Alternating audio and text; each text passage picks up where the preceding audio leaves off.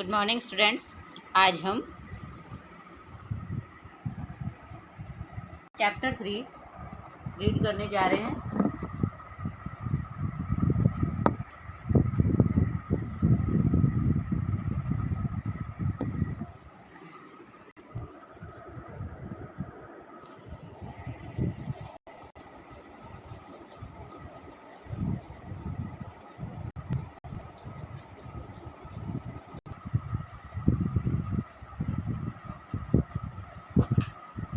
अब है सबसे पहले हमारा ये यूनिट सेकंड है।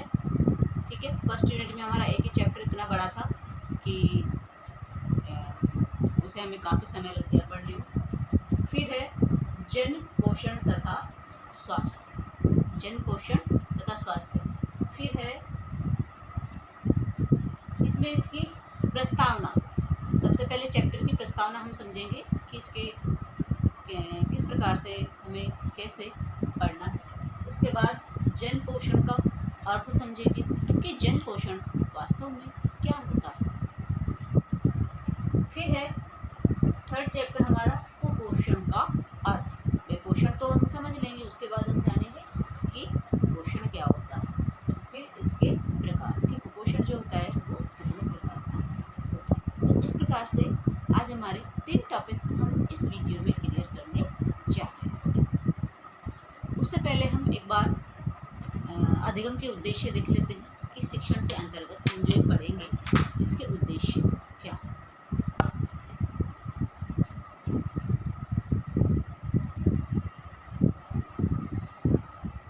देखिए, इस अध्याय में हम जन पोषण का महत्व समझेंगे। जन पोषण से संबंधित पोषण की समस्याएं हमारे सामने कौन कौन सी हैं। तो पोषण से संबंधित समस्याएं भी तो होती हैं। क्या हर कोई पढ़ा लिखा नहीं होता, हर कोई ज्ञानी नहीं होता, हर कोई एक जितनी हमारे शरीर को आवश्यकता है पोषण की उसके अकॉर्डिंग नहीं लेता है। और आजकल का जो प्रचलन है कि हम पाश्चात्य संस्कृति से प्रभावित हो रहे हैं, तो इसके अंतर्गत हम फास्ट फूड, जंक फूड खाना अधिक पसंद करने लगे हैं। तो इसके लिए इससे संबंधित हमारे सामने कई प्रकार की पोषण की समस्याएं आ रही हैं। पोषण समस्याओं से संबंधित कारक कि पोषण से संबंधित समस्याओं के हमारे सामने कौन कौन से कारक हैं। फिर है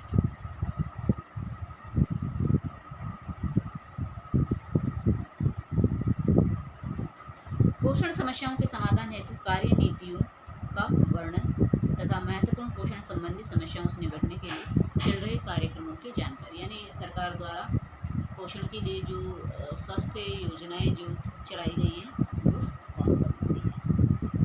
अब है इसकी प्रस्तावना। तो इसके लिए मैं आपकी स्क्रीन पे एक पिक्चर शेयर कर दूं, उसके माध्यम से हम पढ़ेंगे।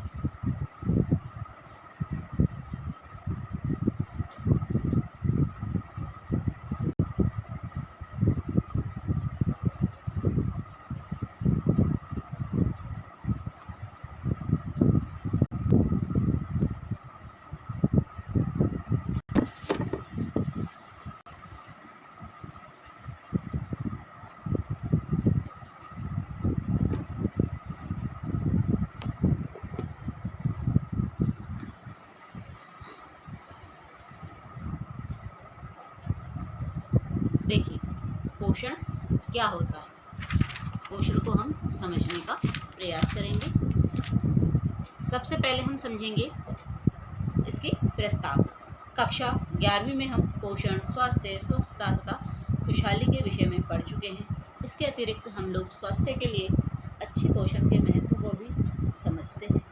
इस अध्याय में हम जन पोषण तथा स्वास्थ्य के विषय में अध्ययन करेंगे, लेकिन अध्याय शुरू करने से पहले हमें जन स्वास्थ्य की संकल्पना को समझना होगा। जन स्वास्थ्य का तात्पर्य सभी लोगों के स्वास्थ्य की रक्षा तथा उसे बढ़ावा देने के लिए समाज द्वारा किए गए सामूहिक प्रयास से है। अब देखिए, इसके अंतर्गत कक्षा 11वीं में भी पोषण और स्वास्थ्य और स्वच्छता के बारे में बताया गया है, तो ये भी हमने पहले समझा या पढ़ा है। तो आज हम इसका एक विस्तृत रूप हम समझने की कोशिश करेंगे। वहाँ पे हमने पोषण के बारे में जाना था, ठीक है। अब यहाँ पे हम कुपोषण को भी जानेंगे, विस्तार से हम इसको समझने का प्रयास करेंगे। अब पोषण से पहले एक शब्द और होता है, वो होता है जन स्वास्थ्य। क्या समझेंगे हम पहले? जन स्वास्थ्य। जन स्वास्थ्य का तात्पर्य सभी लोगों के स्वास्थ्य की रक्षा तथा उसे बढ़ावा देने के लिए समाज द्वारा किए गए सामूहिक प्रयास से। यानी जन यानी लोग, स्वास्थ्य यानी हमारे स्वयं का स्वास्थ्य, और इसकी रक्षा के लिए जो समाज द्वारा कई प्रकार के सामूहिक प्रयास जो किए जाते हैं वही होते हैं जन स्वास्थ्य। जैसा कि हम सब जानते हैं कि विश्व स्वास्थ्य संगठन यानी WHO द्वारा दी गई परिभाषा के अनुसार स्वास्थ्य केवल रोगों की अनुपस्थिति नहीं बल्कि व्यक्ति के शारीरिक, सामाजिक, मानसिक तथा आध्यात्मिक पक्ष की योग्यता से संबंधित किसी देश के नागरिकों के स्वास्थ्य की संकल्पना का अर्थ है। देखिए, पहले हम 3 लाइन्स को समझ लेते हैं कि जो WHO है, विश्व स्वास्थ्य संगठन, इसकी परिभाषा के अनुसार स्वास्थ्य केवल रोगों की अनुपस्थिति नहीं। देखिए, स्वास्थ्य क्या है कि स्वास्थ्य ऐसा नहीं है कि हमारे कोई बीमारी है शरीर में तो ही हमारा स्वास्थ्य है। देखिए, स्वास्थ्य का मतलब होता है कि हम अच्छा खान पान लेंगे जिससे हमारी शारीरिक वृद्धि होगी, मानसिक वृद्धि होगी, आध्यात्मिक वृद्धि होगी, मतलब सारे हम इसको क्या कहेंगे, एक कहें तो सार्वजनिक या फिर कहें कि हर क्षेत्र में हमारा जब विस्तार होता है, सर्वांगीण विकास, क्या कहेंगे उसको, सर्वांगीण विकास जो हमारा होता है वो शारीरिक, मानसिक, आध्यात्मिक सारे पक्ष को लेकर के होता है। तो ये सारी चीज़ें हम कब विकसित कर सकेंगे स्वयं में, जब हम बिल्कुल स्वस्थ होंगे। जरूरी नहीं कि हमें कोई रोगी ही हो, बिना रोग के भी हमें कई प्रकार की समस्याएं हमारे सामने आ जाती है। किसी देश के नागरिकों के स्वास्थ्य की संकल्पना का अर्थ है। अब देखिए, किसी देश के नागरिकों की स्वास्थ्य की संकल्पना का क्या अर्थ है? सभी नागरिकों के स्वास्थ्य की रक्षा तथा उसे उत्तम बनाने के लिए समाज द्वारा किए गए सामूहिक प्रयास। कुपोषण आज के समाज की सर्वाधिक प्रचलित समस्या है। आज हमारे सामने जो समस्या आ रही है वो कुपोषण की आ रही है, और इस कुपोषण की समस्या को हमें दूर करना ही पड़ेगा, अन्यथा हमारे सामने एक बहुत बड़ी समस्या आ जाएगी। आज विश्व स्तर पर एक महामारी चल रही है, ठीक है, कोरोना वायरस। तो क्या इसको सब देश मिलकर के इससे लड़ने के लिए उपाय नहीं सुझाए? ऐसे कई प्रकार की समस्याएं जब हमारे सामने आती है स्वास्थ्य से संबंधित, तो पूरा विश्व एक साथ लोगों की रक्षा के लिए, हमारे स्वास्थ्य की रक्षा के लिए एकजुट होकर के इस समस्या से लड़ने का प्रयास करता है। आधुनिक युग में लोगों का स्वास्थ्य, आधुनिक युग में लोगों का स्वास्थ्य अतिपोषण तथा अल्पपोषण से ग्रस्त होता है। जब स्वास्थ्य पोषण का लक्षण कुपोषण अर्थात अति या अल्पपोषण दोनों प्रकार की रोकथाम करके नागरिकों के स्वास्थ्य को अनुकूलतम स्थिति पर बनाए रखता है। अब इसमें हम समझेंगे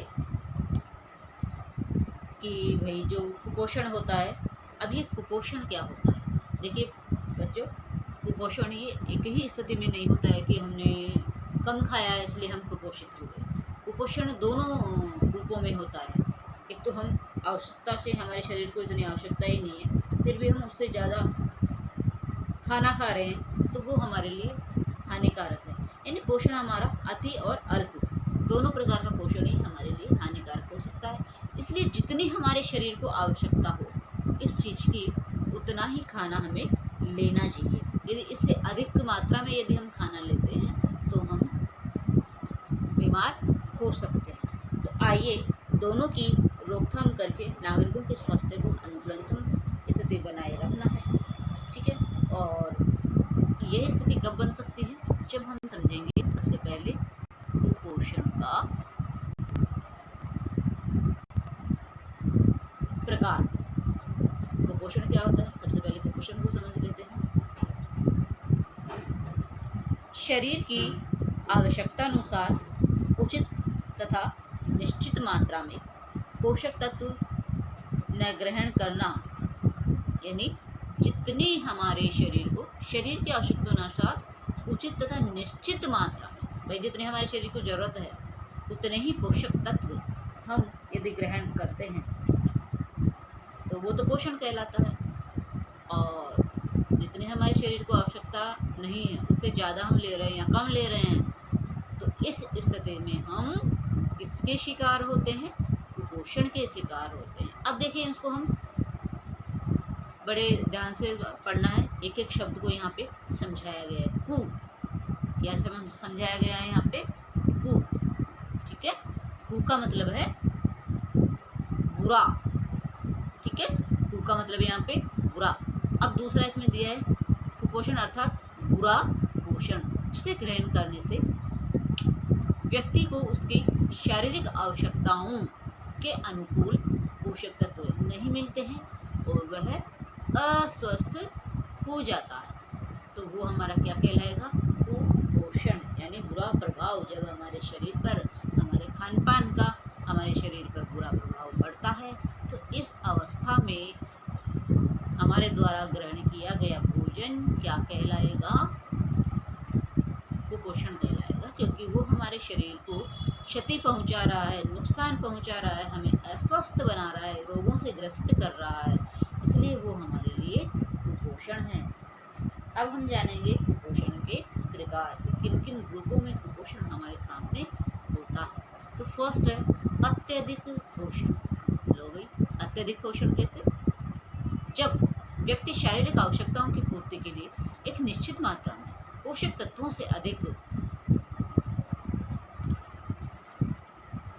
मात्रा अपने भोजन से प्राप्त करता है तो वह अत्यधिक पोषण से ग्रस्त होता है। अत्यधिक पोषण को सरल भाषा में मोटापा कहा जाता है और यह एक या एक से अधिक पोषक तत्व की अधिकता से हो सकता है। अब हम इसको जानते हैं। अत्यधिक पोषण, वही पोषण वाली चीज़ें भी आपने ले ली, काजू बादाम पिस्ता और फ्रूट्स आप खा रहे हैं, आप चावल खा रहे हैं, ठीक है। अब उससे क्या होगा भाई, आपने वसा की चीज़ें सारी ले ली, सारे प्रोटीन्स ले लिए, जितने की आपके शरीर को आवश्यकता भी नहीं थी उतने आपने ले ली। अब क्या होगा हमारा, उससे हमारा फैट बढ़ेगा, मोटापा बढ़ेगा। तो पहले तो शौक में हम खा लेते हैं ना, लेकिन फिर जब हमारा फैट बढ़ता है तो हम उस पर कंट्रोल नहीं कर पाते। जब हम कंट्रोल नहीं कर पाते हैं तो हम इस रोग से ग्रसित हो जाते हैं। किस रोग से, मोटापे के रोग से, यानी पेट हमारा बढ़ जाता है। पेट जब बढ़ता है तो सबसे ज़्यादा पेट बढ़ता है, हमारे पेट का आयतन बढ़ता है और पेट का आयतन जब बढ़ता है तो कई प्रकार की बीमारियां पेट बढ़ने के कारण ही होती है और हम आगे जाके कई रोगों से ग्रसित हो जाते हैं। कई प्रकार के रोग हमारे पनप जाते हैं और हमारा शरीर बिगड़ने लगता है। अब है इसमें बी, अपर्याप्त पोषण। देखिए फर्स्ट टाइप का अत्यधिक पोषण जो वाला टाइप इसमें बताया गया है वो किसके लिए बताया गया है, जिनके पास अनाप शनाप पैसा है, उनका पैसा सारा इन्हीं चीज़ों में खर्च होता है, काजू बादाम पिस्ता वगैरह वगैरह, इन चीज़ें जब ऐसी चीज़ें ये खाते हैं, खाने पर इनका कोई कंट्रोल नहीं होता है तो ये मोटापे के शिकार हो जाते हैं। फिर है अपर्याप्त पोषण। अपर्याप्त पोषण में वह लोग आते हैं जिन्हें, जो कि गरीबी रेखा से नीचे जीवन यापन करते हैं या फिर जिनके पास खाने के लिए है ही नहीं, यानी रोज़मर्रा की ज़िंदगी में अपनी जीवन यापन कैसे करते हैं, रोज़ का भोजन वो कैसे प्राप्त करते हैं, कैसे जुटा पाते हैं, उन लोगों के सामने ये अपर्याप्त पोषण की समस्या आती है। अंडर न्यूट्रिशन, जब व्यक्ति अपनी शारीरिक आवश्यकताओं की पूर्ति के लिए एक निश्चित मात्रा में पोषक तत्वों से कम मात्रा अपने भोजन से ग्रहण करता है तो वह अपर्याप्त पोषण से ग्रस्त होता है। अपर्याप्त पोषण के परिणाम स्वरूप व्यक्ति का वृद्धि और विकास कम होता है और उससे कई प्रकार के रोग उत्पन्न हो जाते हैं। आप जानिए कि भाई ये क्या समस्या है, कैसी समस्या है, ये रोग हमें कैसे हो जाते हैं। तो ये बात तो समझ में सभी को आती है कि भाई जब हमें हमारे शरीर को जितनी आवश्यकता है और वो सारा पोषण हमें नहीं मिल पा रहा है, हम खाली रोटी सब्जी खाकर ही अपना टाइम पास कर रहे हैं, तो शरीर में तो हमें बहुत से मिनरल्स की आवश्यकता होती है, हमें विटामिन्स की आवश्यकता होती है, हमें प्रोटीन्स की आवश्यकता होती है, हमें कैल्शियम की भी आवश्यकता होती है, हमें कार्बोहाइड्रेट की आवश्यकता होती है, हमें आयरन की आवश्यकता होती है, साथ में हमें कैरोटीन की भी आवश्यकता होती है। तो ऐसे कई मिनरल्स हैं जिनकी हमारे शरीर को आवश्यकता होती है, और ये सारे तत्व हमें नहीं मिल रहे हैं तो हमें कई प्रकार के रोग हो जाते हैं। आयोडीन हमें नहीं मिल रहा है, ठीक है, विटामिन हमें नहीं मिल रहा है तो हमारी आई साइट वीक हो जाएगी, प्रोटीन हमें नहीं मिल रहा तो हमारा शरीर दुबला पतला रह जाएगा, शारीरिक विकास हमारा अवरुद्ध हो जाएगा। अब ये सारी चीज़ें जब होती है, शारीरिक विकास जब हमारा अवरुद्ध होता है तो हमारे शरीर में कई प्रकार के रोग उत्पन्न हो जाते हैं। इसलिए हमें जितने हमारे शरीर को आवश्यकता है कुछ उतने ही हम पोषक तत्व यदि ले तो हम कभी बीमार नहीं होंगे। फिर आ जाता है हमारा कुपोषण का टाइप थर्ड, सी, असंतुलित भोजन। देखिए, एक भोजन होता है संतुलित भोजन, जितनी हमारे शरीर को आवश्यकता है, जितने मिनरल्स की हमारे शरीर को आवश्यकता है उतनी मात्रा में यदि हम लेते हैं तो वो हमारा संतुलित भोजन कहलाता है। अब यहाँ पे तो असंतुलित पोषण, देखिए क्या कैसे हम इसको समझ लेंगे। जब व्यक्ति की शारीरिक आवश्यकताओं की पूर्ति के लिए निश्चित मात्रा में पोषक तत्वों के होने के स्थान पर पोषक तत्वों की मात्रा असंतुलित होती है तो ऐसी स्थिति में व्यक्ति का पोषण असंतुलित पोषण कहलाता है। असंतुलित पोषण एक या एक से अधिक पोषक तत्वों की अधिकता अथवा कमी के कारण पाया जाता है, और यह सब चीज़ें क्या है, हमारे शरीर के लिए हानिकारक है। भाई कैसे है हानिकारक? अब इसमें हमने तो साफ पहले पढ़ लिया कि ज़्यादा खा लिया तो हमारे फैट बढ़ गया और इससे हमारे कई प्रकार की बीमारी होगी। दूसरा है अपर्याप्त भोजन, कि जब पूर्ण रूप से सही मात्रा में हमें भोजन नहीं मिलता है तो हम बीमारियों से ग्रसित हो जाते हैं, शारीरिक विकास अवरुद्ध हो जाता है। अब ये है असंतुलित भोजन, यानी ये दोनों का ही मिला जुला रूप है। क्या है ये? दोनों का मिला जुला रूप है। जब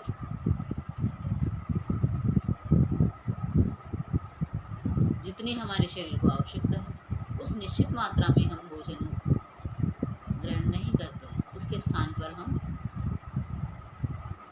ज़्यादा पोषक तत्व ले लेते हैं, असंतुलित मात्रा में पोषक तत्व ले लेते हैं, तो ऐसी स्थिति में हम असंतुलित पोषण ग्रहण कर रहे होते हैं। दूसरा है कि जितने हमारे शरीर को आवश्यकता है लेकिन उसमें से हम आधा भी नहीं ले रहे हैं, तो ये हो गया हमारा इस पोषक तत्वों की हमारे शरीर में कमी।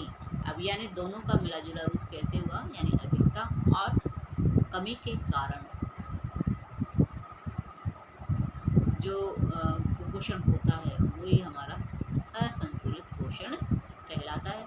आज हमने इस क्लास में 3 चीज़ों के बारे में डिस्कशन किया। इसकी प्रस्तावना हमने समझी, जन स्वास्थ्य पोषण को समझा, फिर हमने कुपोषण को समझा कि कुपोषण क्या होता है। उसके बाद हमने जाना कि कुपोषण के 3 प्रकार कौन कौन से हैं। तो जहाँ तक मेरा ख्याल है ये चीज़ स्टूडेंट्स को बहुत अच्छे से समझ में आ गई होगी कि जन पोषण और स्वास्थ्य हमारे लिए किस प्रकार से उपयोगी है। जन यानी लोगों से होता है और पोषण यानी जो न्यूट्रिएंट्स हम प्राप्त करते हैं, यानी लोगों के लिए, हमारे लिए, व्यक्ति के लिए, जन के लिए जितने पोषण की आवश्यकता है उतनी मात्रा में यदि हम पोषक तत्व लेते हैं तो हम क्या रहते हैं, एकदम हेल्दी रहते हैं। और हेल्दी रहने के लिए हमें स्वस्थ भोजन, पर्याप्त मात्रा में भोजन, जितनी आवश्यकता हो उतने न्यूट्रिएंट्स हमें लेने चाहिए, अन्यथा हम कई प्रकार की बीमारियों के शिकार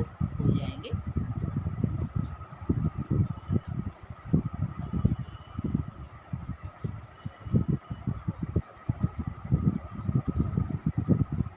तो ये 3 टॉपिक आज हमने अपनी क्लास में कंप्लीट कर लिए। नेक्स्ट क्लास में हम आगे इसका महत्व समझेंगे। धन्यवाद।